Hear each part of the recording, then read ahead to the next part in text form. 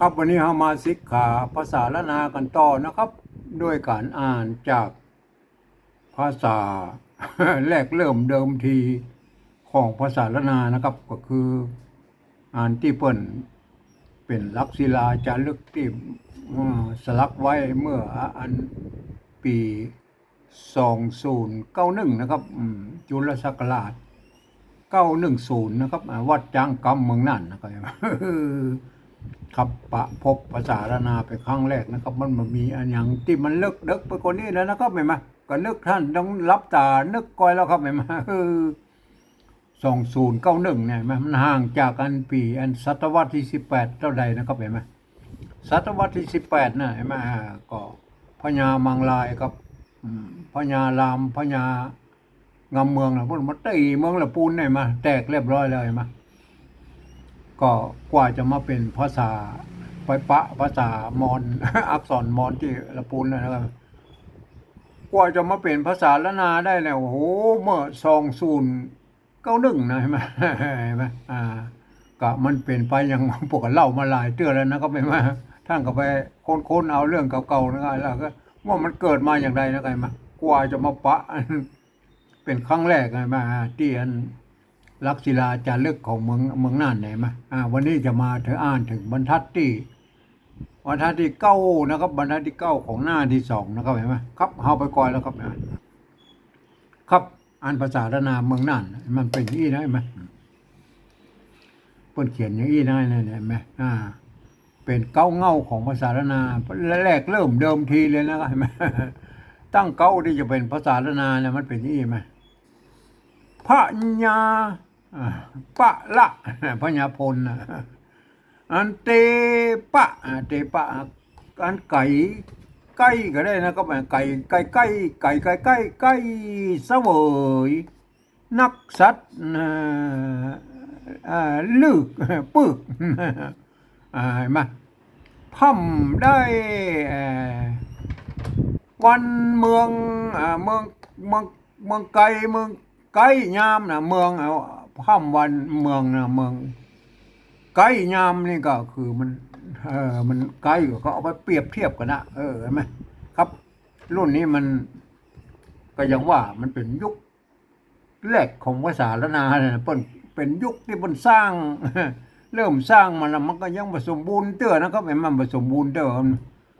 จนกว่ามันก็ไล่มาเป็นยุคนะครับเป็นยุคต่อมาอันนี้มันสมบูรณ์เนี่ยนะครับสมบูรณ์เนี่ยคืออันไม่กี่ใช่ไหมไม่กี่บอกเขียนเนี่ยเขียนตวัดเนี่ยก็คล้ายๆเหมือนของเก่าเนี่ยไม่กี่บอกตวัดเหมือนไม่กี่นั่นแหละก็ตวัดไม่สองน้อยไว้ตรงกลางให้ไหม อันนี้คือไม่กี่ไว้ได้ไหมอันไม่ไก่ก็ปอได้ปออันเก่าได้ไม่ไก่ตัวหน้าตัวกะตัวว่าไอ้แม่ตัวอากันย้อนเนี่ยอากันย้อนเห็นไหมตัวตะตัวว่าไอ้แม่ตัวหน้าตัวดะไอ้แม่ตัวมาไอ้เนี่ยไม่สองน้อยอันคว่ำไม่สองน้อยคว่ำอันตวัดไปตรงนี้ไอ้แม่เนี่ยเป็นใช่ไหมตัวซะเหมือนกันตัวกะเหมือนกันไม้ผัดอันนี้ไม้ผัดใช่ไหมไม้ผัดอันรุ่นแรกๆมันบ่มีไม้ซัดนะครับมีไม้พัดนะครับไม้พัดไม้หันอากาศนะไม้ซัดนี่มันเกิดยุคที่2นะครับยุคที่2ก็ยุค550 ปีหรือ100 ปีต่อมานะครับในเดี๋ยวจะไปดูนะครับเห็นไหมยุคอันยุคอันที่เพิ่นเขียนไปแต่แป๊บยาน่ะอันนี้มันจะพัฒนาไปแบบไงมาอันรุ่นนี้ก็ยังเป็นก็เปิ้นก็พัฒนามาจากรุ่นนี้แล้วก็ไอ้มารุ่นนี้ไอ้มาตัวสะตัวหางหน้าไอ้มันมีแล้วนะไอ้มาวันเมือง วันเมืองเอาเลยอ่านไปละตัวคะตัวอันตัวตะไอ้มาตัวตะตัวละไอ้มาไม่กาวงไอ้มาอันกระทั่งกับพอไปนะก็ไอ้มาอันที่มันเหมือนปัจจุบันนี่มาตัวตะมันปิ้น ปิ้นเลยไหมตัวท่านี่เหมือนเดียวปัจจุบันอันตัวงะตัวงะนะครับตัวงะใช่ไหมเนี่ยตัวงะบนเขียนนี่นะครับ เหมือนเลข 3ไทยปิ้นเห็นไหมเขียนเนี่ยวับแล้วก็วับ ตัวงะบนอะไรมาเดียวมันก็อย่าว่ามันกับอันหัวนี่เนาะโอเค เดี๋ยวเขียนหัวมาอย่างนี้แล้วก็ยักแล้วก็หางมันยาวหน่อยก็วงอย่างเงี้ยมันก็คล้ายๆอันเก่านะเขียนหางบะหางบะหางบะหรือหางซะใช่ไหมอันนี้มันเป็นหางซะเดี๋ยวอันเป็นหางซะเพราะว่ามันเป็นหางบะแล้วก็อัตวัดไว้ตรงกลางเนี่ยเห็นไหมหางบะหางซะตัวละน้อยละอยู่ทั้งลุ่มเห็นไหมกะละเห็นไหมโอเคแล้วครับเห็นไหมอันนี้ตัวกะเห็นไหมเนี่ยตัวกะมาอันเนี้ยวงมาอีไหมวงไปมันก็มันก็คือไม่กือนะครับเห็นไหมถ้าเป็นไทยมันก็ตัวลือนะตัวลือนะเนี่ยอันตัวกะเห็นไหมอันลือนะลือเห็นไหมอันนี้ตัวตะไม่กาเห็นไหมมันก็อันลือถ้าเปิ้นอันพอไทยอันลือตัวกอไก่ตัวอันลือตัวอันนี้ตัวตะกับตัวดะเนี่ยไหมเปิ้นอันกิจดามันตัวลือมันก็สระครับสระครับผมอ่านว่ากึดตานะกึตานะกึตาพยายามเนี่ยก็ตั้งแล้วมันเป็นตัวลือแล้วครับเห็นไหมก็กึตาอันสัมภาระอย่าเอาละเอาไปพออันนี้ตัวนะกันอันเนี้ยเนี่ยตัวบนไปยี่นะครับเห็นไหมเหมือนตัวพระนั่นแหละบนอันตวัดไม้สองน้อยคว่ำไปตรงนี้เห็นไหมโอเคนะครับไอ้รุ่นแถมยุคต่อมานะครับเป็นยุคที่อันพวกเราไปเขียนเป็นอันเนี้ยยุค50 ปีหรือ100 ปีต่อมามันก็จะเป็นยุคอันต้นของภาษาละนานะครับที่อันพัฒนามาจากอันวัดจังกรรมละเห็นไหมรุ่นนี้มันจะเป็นไม้ซัดแล้วนะครับเห็นไหมอันไม้พัดก็กลายมาเป็นไม้ซัดนะครับเห็นไหมไม้ซัดนี่ทำหน้าที่เป็นไม้พัดก็ได้ทำหน้าที่เป็นไม้กักก็ได้ทำหน้าที่เป็นไม้กำกับเสียงก็ได้มีหน้าที่หลายอย่างนะครับรุ่นนี้เห็นไหมมันก็เป็นอันมันส่งมาถึงปัจจุบันนะครับรุ่นเนี้ยมาเนี่ยกอกหลวงหลวงนี่เหมือนเดียวก็ยุคแรกนะครับยุคแรกของภาษาละนานะครับคือยุควัดจังกรรมนะยุคแรกนะอันนี้ยุคต้นหลวงเนี่ยประกอบมาจากอันยุคแรกนะหลวง3 ใบค่า3 ใบเอาแลรูปเนื้อคิงลงแลคาตะดะมะตะใช่ไหมขันตอกดอกไม้เตียนห้าแขวงขาควายงูน้อยเอาว่าเนี่ยอันนี้คือเป็นยุคนี้นะครับแต่ยุคนี้พวกกันยังบ่มีท่านต้องไปอ่านนั้นอ่านเอาเองนะมันเหมือนภาษาอังกฤษอ่านได้หลายเสียงนะครับอ่านได้หลายเสียงแล้วก็ว่าท่านก็ไปอ่านเอาเองเพราะว่ามันมีไม่เอกไม่โทก็คือไม่เยาะไม่ขอจ้างนะครับรุ่นจะมีไม่เอกไม่โทมากับรุ่นนี้นะครับรุ่นเนี้ยรุ่นประมาณ200 ปีลงมานะครับอันฝรั่งมังค่าฝรั่งอังกฤษแล้วก็แบบปนมะกาไม้ที่กันเมืองเหนือเขาเนี่ยเชียงใหม่ไหนมาปนตั้งบริษัทบอร์เนียวพม่าเบอร์มามาเปิ้นมาอันเปิ้นจะเป็นจะต้องทำสัญญากับอันเจ้าเมืองเชียงใหม่นะครับหรือเจ้าหลวงเชียงใหม่ครับพวกอย่าเอาภาษาอังกฤษมาเซ็นกันบ่เข้าท่าก็มาได้เรื่องแล้วคนเมืองมันจะไปอ่านภาษาอังกฤษถูกเลยโอ้ถูกแล้วเอาเปิดก็เลยเรียนภาษาละนามาเห็นไหมเมื่อเพิ่นเรียนมาเรียบร้อยแล้วเรียนมาเรียบร้อยแล้วว่าตัวงูอย่างเป็นอย่างแล้วก็ประกาศแกะเป็นตัวพิมพ์นั่นแหละแผ่นอันนี้นี่ตัวพิมพ์นะครับตัวพิมพ์ในโฮงพิมพ์สมัยโฮงพิมพ์ฝรั่งมังค่านะครับเห็นไหมเนี่ยรุ่นเนี่ยโฮงพิมพ์ฝรั่งมังค่าก็อยู่ได้ประมาณอันก็เมินอยู่ละเพราะนั่นออกเกือบ100 ปีละอยู่ที่บนกาไม้น่ะจบกว่าเพิ่นเลิกกาไม้ไปบริษัทบอนิวเพิ่นเลิกไปแล้วปิกไปแล้วมาอันโฮงพิมพ์หมู่นี้เพิ่นก็บ่เอาแล้วเพิ่นก็ขายให้ผู้เลี้ยงเมืองใจนะผู้เลี้ยงเมืองใจสืบทอดมาเนี่ยเป็น40-50 ปีเพิ่นก็ให้มันเนี่ยพิมพ์อันของอันภาษาละนาเนี่ยเห็นมั้ยแล้วเนี่ยมารุ่นนี้จะมีไม่เยาะไม่ขอจังนะครับไม่เยาะตั้มตั้มเห็นไหมตั้มไม่ขอจังนะก็คือไม่ซัดที่2นะเห็นไหมตั้มตื้น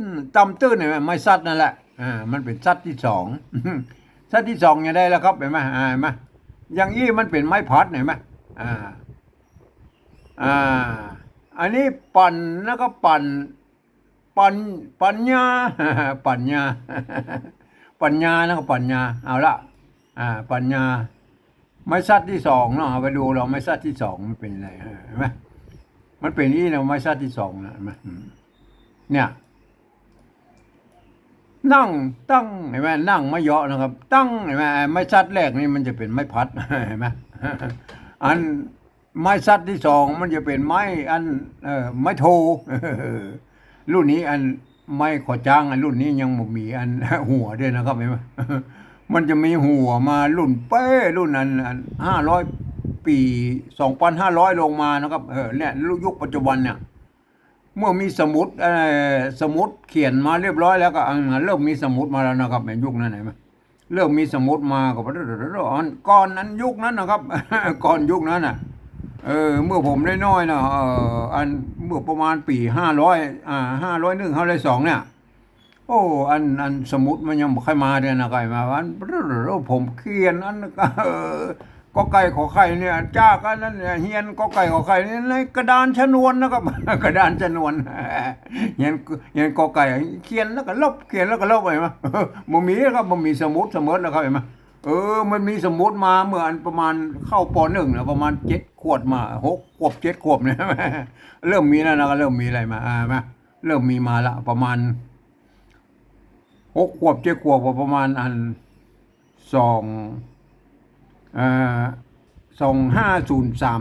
นั่นแหละโอเคนะไงมาเริ่มหันสมุดมาแล้วก็แม่เริ่มมีสมุดมาก็อันนี้ที่เราเขียนภาษาล้านนาก็เริ่มมีหัวมาแล้วนะครับ เป็นไม่เยาะไม่ขอจ้างแล้วนะครับเห็นไหมอันนี้เป็นชัดที่สองนะครับเอาละวันนี้เราไปอ่านนั้นภาษาล้านนาเลยนะครับมาวันนี้มันก็ยังว่ามันก็จะมาถึงอันบรรทัดที่เก้านะครับของหน้าที่สองเนี่ยบรรทัดที่เก้านะครับบรรทัดที่เก้านะครับเอาห่างเพราะว่ามันอย่างว่าอันนี้จะวาที่มันอันนี้มันที่จะวาเนี่ยมันโผล่มาได้อย่างใดอันตัวนี้มาก็คืออันห่างไม่ไก่นะห่างไม่ไก่นะครับเอาละวันนี้เอาอ่านนะครับตัวป้าละโฮงป้าละโฮงนี่ก็อ่านเป็นพระนะครับอ่านเป็นพระเห็นไหมป้าละโฮงอ่านเป็นพระนะครับเห็นไหมถ้าตัวละโฮงตัวเดียวอ่านเป็นป้าเห็นไหมอันนี้ก็อ่านเป็นพระนะครับพระอันนี้ตัวยะหรือตัวญะนะครับอ่านได้2 เสียงนะครับนั่นเนี่ยตัวยะหรือตัวญะนะครับเพราะว่าเหตุที่ว่าบางละนาบางที่เปิ้นออกอันตัวช้าบ่ถูกเนาะวรรคที่2เนี่ยจะช้าแล้วก็จะชะยะนะเห็นไหมเมื่อมันเป็นชะแล้วก็มันก็จะชะยะเห็นไหมมันยะนะไงมันจะออกอารมณ์เสียงยะอันตัวนี้ก็เลยกลายเป็นตัวยะเห็นไหมจะชะยะเห็นไหมบางที่ละนาเฮามันออกชะบะโดกับมันออกชะมันบะโดมันเป็นสะนะครับเห็นไหมเป็นสะสอเสือน่ะ ก็เลยเป็นจะสะนะไงจะสะกับจะสะญะเป็นญะไปเลยเห็นไหมจะสะญะเห็นไหมมันเป็นอะไรมามันเป็นอะไรมันก็เลยอันตัวนี้เนาะตัวอันตัวยะหรือตัวญะตัวเนี้ยก็อ่านได้2 เสียงนะครับเฮาก็บ่ฮู้อยู่ว่าได้แล้วนะครับมันเป็นอ่านมาได้โบราณน่ะเนี่ยได้เอาละเอาญะหรือญะก็ได้ก็คืออ่านตัวญะไม่กาอ่านว่าพระญาหรือพระยานะครับพระยาหรือพระญาก็แล้วแต่จะอ่านนะครับเอาให้อ่านได้ก็ถูกนะครับโอเคนะครับพญาอ่านพญาไม่เกตัวจะไม่กาไม่กาอันนี้มันมีจังบนสักอย่างแล้วมันมีไม่ชัดมันมีไม่อย่างสักอย่างแล้วเห็นไหมอ่านว่าเจ้าเป็นไม่โกก็ได้นะครับไม่โกบลีอ่านไม่เก่าก็ได้นะเจ้าเสียงจัตวาเจ้าเสียงเอกเจ้าเสียงโทเมืองนะโทโทเมืองหรือโทพิเศษนะครับโทเมืองหรือโทพิเศษโทเมืองก็มันเป็นสำเนียงของไตโยนนะครับพระญาเจ้าพระญาเจ้าอันเสียงโทเมืองเสียงโทพิเศษเนี่ยโทยวนน่ะโทยวนนะเห็นไหมมันเป็นอันสำเนียงของไตยวนนะครับสำเนียงแต่ลือแต่ยองเปิ้นออกเป็นเสียงเอกนะครับเห็นไหม ผ้ายาเนี่ยผ้ามันกับผ้านะครับหมายมาผ้าเสียงตีเนี่ยมันออกเป็นเสียงโทนะครับเสียงโทกับผ้าแล้วกับผ้าใช่ไหมยาเนี่ยยาเสียงสามัญเนี่ยเพิ่นจะ ม้วนเสียงอันอู้ถึงว่าใจลือกับใจยองเนาะเพิ่นจะม้วนเสียงไปขึ้นไปข้างบนว่าอันผ้าญานะครับผ้าญา ผ้าญาอันนี้เจ้าเสียงโดพิเศษเนี่ยโทเมืองเนี่ยมาอันโคนยองหรือโคนลือเพิ่นจะออกเป็นเสียงเอกนะครับแม่อันผ้าญาเจ้า ผ้าญาเจ้า อ่าอันใดก็เป็นใดแล้วก็พญาเจ้าใด ใด อันนี้คือเสียงใจเลือกับใจยองครับใจเลือกับใจยองเนี่ยมันเป็นชนชาติเดียวกันนะครับ ชนชาติใจเลือเนี่ยอ่า มันมีชนชาติใจเลือเนี่ยมันใจชนชาติอันใจยองเอาได้โรดีใจยองนี่มันเป็นชนชาติใจลือที่อยู่ปู้นะครับเมืองยองเลยอันนั้นเชียงตุงไปสักน้อยสัก100 กิโลเนี่ย มันจะเป็นเมืองยองอยู่ตรงนั้นนะเมืองยองเห็นไหมไอ้เจ้ากาเวลามันไปตีเมืองตะปูนมาไปกวาดต้อนมา เอามาไว้ละปูนเนี่ยมาเจ้ากาวิละเมื่อประมาณ200 ปีที่ผ่านมาเนี่ยเมื่อมาอยู่ที่เมืองเบิร์นนะก็ มันเป็นชนชาติไตลื้อแท้ๆนะบ้านที่อยู่เมืองยองนะก็ห้องว่าตัวคนเองห้องตัวเองบอกเป็นคนยองไงเหรอคนยอง ความจริงเป็นชนชาติไตลื้อนะครับคนชาติใจลื้ออันบางส่วนที่เพิ่นมาแถมนะก็คือที่อยู่ดอยสะเก็ดล่ะไปพ่อแล้วครับดอยสะเก็ดจังไม่นะเห็นไหมไปพ่อนะชนชาติใจลื้อเห็นไหมเห็นไหมก็ใจลื้อกับใจยองอันเดียวกันนะครับพญาเจ้าใด อันนี้เอาอันนั้นคือสำเนียงยองเอาสำเนียงไตยวนนะครับไตยวนหรือคนเมืองเชียงใหม่นะครับพญาเจ้าได้อันนี้ไม่ไก่ตัวได้อันนี้สำเนียงไตยวนนะครับไตยวนคนเมืองนะครับ เอาละไตยวนคนเมืองกับมันเป็นการโคนรุ่นแรกเลยครับที่พญามังลายไปเอามาน่ะบเดียวห้องตัวเองว่าเป็นคนเมืองนี่หรอ ความจริงเป็นคนไตยวนที่พญามังลายมันมาตีละปูนเนี่ยพระโขนมาไว้เนี่ย3-4 หมื่น50,000โอ้มาดีห้องบอกตัวเองคนเมืองเลย บ่มีนะครับบ่มีชนชาติคนเมืองบ่มีนะครับ มีก็ไตยวนนะครับบ่เดียวห้องตัวเก่าว่าคนเมือง คนยองนี่ก็คนชาติไตลื้อห้องตัวเองว่าคนยอง ความจริงว่าคนไตลื้อนะครับอันนี้คนเมืองเนี่ยห้องเป็นตัวเมืองเนี่ยความจริงเป็นโซนคนไตยวนแล้วก็ไตยวนเจียงแสนแล้วก็ไตยวนเจียงแสนโยนกนะเอาละอันนี้ตัวกะ เอาอูหนักละ ตัวกะอันนี้ขีดวงเนี่ยวง เนี่ย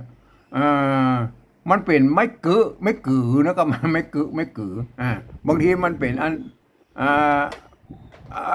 วงนี่เนาะแล้วมันมีอันขีดเนี่ยไม่ส่องน้อยแต่วัดไม่ได้เห็นไหมเป็นอันนี้ถ้าเป็นไม่กือถ้าตะวัดก็เป็นไม่กืออย่างเงี้ยเนาะน่ะมาบางคนแต่คนไทยเพิ่นเขียนเป็นอันตัวลือนะครับเห็นไหมตัวกอกะกับกอไก่เนาะก็กอไก่ตัวลือแล้วก็อันตัวตาเห็นไหมไม่กาไม่ตัวตาไม่กาเห็นไหมเพิ่นอ่านเป็นกิดดานะกิดดาหรือกิดตากิดดากิดตากิดดาอันนี้เป็นคนไทยเพิ่นนะเสียงสำเนียงไทยเพิ่นน่ะบางคนมันไปออกไปอันไม่เกือตัวเลือไปอ่านเป็นกิดไปได้แล้วคนเฮาเนี่ยเมื่อมันเป็นตัวเลือผมอ่านเป็นกือนะครับกือตัวกะมาไม่กืออันนี้ก็คือไม่เกือตัวเลือคือไม่เกือกือกือหรือกือเป็นไม่กืออันนี้ตัวตาไม่กาวงไม่กาวงกือตานะครับ ถ้าเป็นไทยบุญกิดดานะกิดดา ตัวตาก็กลายเป็นตัวดะไปแล้วกิดดากือตาอันนี้ตัวท่าไม่กี่อันนี้ผมว่าละอันก็ที่อันตัวกะไม่กาตัวละเห็นไหมอันก็กาละนะเห็นไหมอัน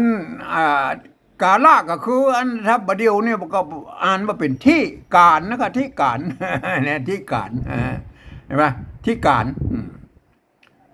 เป็นอันกึตา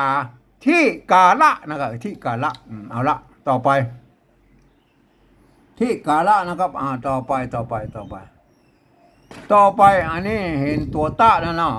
นี่ตัวตะไม้พัดนี่ไม้พัดเห็นไหมตัวตะแล้วไม้พัดอันนี้ตัวง่ายมันเนี่ยอ่านว่าตั้งอ่านว่าตั้งตั้งนะก็ตั้งก็ได้นะตั้งตัวมะอันตัววะใช่ไหมอันตัวหน้าตั้งมวนใช่ไหมอันรุ่นที่สองลงอันต่อมาถึง50 ปี100 ปีนะครับอันตัวหน้าสะกดอยู่ตรงบนเนี่ยเพิ่นเปลี่ยนเป็นตัวละแตนนะครับเขียนเป็นเอาตัวละสะกดแตนแล้วก็ตั้งมวนไหมตั้งมวนตั้งมวนเห็นไหมตั้งมวนหรือตั้งมวนก็ได้นะตั้งมวนอันนี้ตัวหน้าเอาละเราอันนี้โทษทีนะครับตัวนี้มันตกไปนะครับ ไม่กี่นะครับไม่กี่อันเนี้ยไม่กี่มันไปยี่นะครับเนี่ยไม่กี่ก็คือไม่กี่เดี๋ยวมาบอกเลยนะไม่กี่แล้วเอาตะวัดไม้200ขีดไว้หั่นเนี่ยก็คือไม่กี่เพิ่นนะครับ รุ่นต่อมา50 ปี100 ปีมามันเป็นกลายมันเป็นไม้กือไปแล้วนะครับเห็นไหมตั้งมวนตั้งมวนมวนมันตกมันตกอันนี้ไปตวงโอเคละมวนโทษที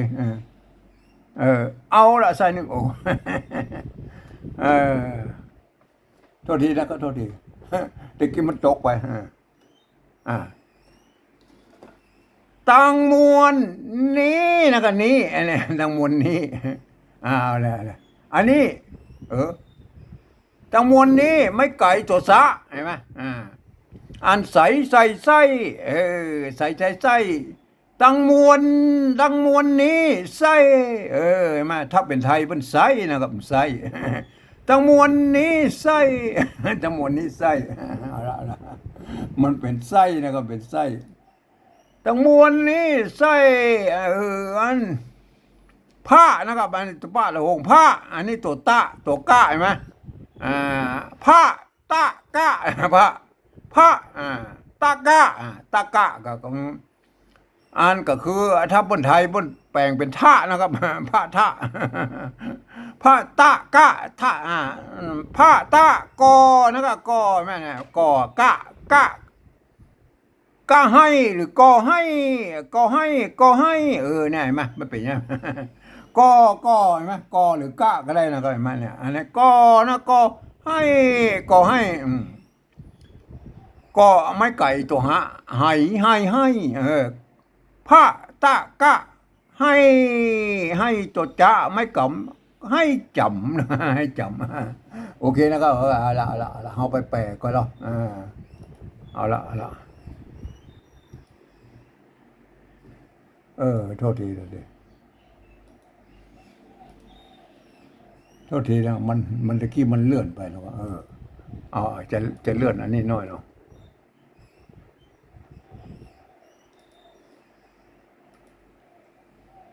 ใช้เทคนิคเอานะครับ เลื่อนมานี่หน่อยเลื่อนไม้พัดเลยเลื่อนไม้พัด มันเขียนมันบ่มีไม้พัดเลยมั้ย รุ่นนี้มันเป็นไม้สั้นเลยมันมีไม้พัดก็เลยเอาไม้พัดไทยมาใส่นะครับ เอาละเอาไปอ่านก็แล้วครับอันนี้อันนี้เอาภาษาไทยมาเขียนเทียบเคียงแล้วก็เขียนเป็นอันภาษาอันปริวัตินาแบบที่3นะครับตามสำเนียงของไตยวนนะครับไตยวนเชียงใหม่คนเมืองนะไตยวนคนเมืองเชียงใหม่กับตัวผ้านะครับผ้านะครับผ้ายาหรือผ้ายาก็ได้นะครับผ้ายาเจ้านะครับผ้ายาเจ้าได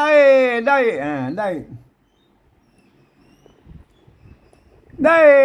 กึตาที่กาละอันกิจดาที่การนั่นน่ะถ้าเป็นไทยกึตาที่กาละตังแล้วก็ตังมวนแล้วก็ในมวน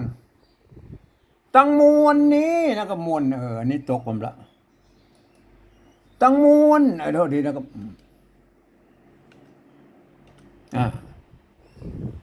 ตั้งมวลนี้นิสัยนะครับนิสัยตั้งมวลนิสัยตั้งมวลนิสัยนะครับไส้มันถ้าเป็นไทยก็ไส้นะครับไส้ตั้งมวลนิสัยพระตัวสะกับตัวสะนี่มันอันเดียวกันนะครับในภาษาล้านนาเนี่ยเป็นอักษรสูงและอักษรต่ำนะครับ เท่ากันอันพระตะกะให้จำนะครับว่ากะนี่มันคือก่อนั่นแหละพ้นมันมีอันรุ่นต่อมาไปใส่อันไม่กังมนนะครับเห็นไหมไม่กงไม่อันไม่กังมนก็กังมนไปใส่ไม่กังมนนะก็เนี่ยพระตะนะครับพระทะนั่นนะถ้าเป็นไทยนะพระทะเป็นพระตะนะพระตะกะให้จำนะครับก็เอาเราไปอ่านรุ่นก็หรอกเดี๋ยวเลื่อนนิดหน่อยเอาละเอาไปอ่านรุ่นดูก่อนเอาละเอาไปอ่านให้มันเป็นตามสำเนียงของตะยวนเชียงใหม่นะครับเห็นไหมพระญาเจ้าได้กึตาที่กาละตั้งมวลนี้ไส้นิสัยนะนิสัยพระตะกะให้จำนะครับให้จำพระตะกะพระท่าก็ให้จำนั่นแหละก็ให้จำเนี่ยมันเป็นกอนั่นแหละเป็นกอนั่นแหละกอนั่นแหละเห็นไหมพอเขียนเป็นกอแล้วอ่านเป็นกอให้จำนั่นแหละไหมพระตะพระตะก็ให้จำนี่ก็ได้นะก็ให้กับกอให้นั่นแหละอันเดียวกันนะก็ให้จำนะพระตะพระทะนั่นแหละพระตะโอเคนะครับขอให้ท่านกันนะครับมันเป็นภาษาเก้าเง่าของภาษาล้านนาแล้วมันก็อันอย่างว่ามันก็พอแล้วมันก็คัดหูคัดตาหน่อยนะครับมันเป็นเราครับยุคแรกๆยุคอันที่ปนสร้างภาษาล้านนาใหม่ๆแล้วเนี่ยแหละมันเป็นครับวันนี้ผมขอบรรยายเพียงแค่นี้ก่อนนะครับ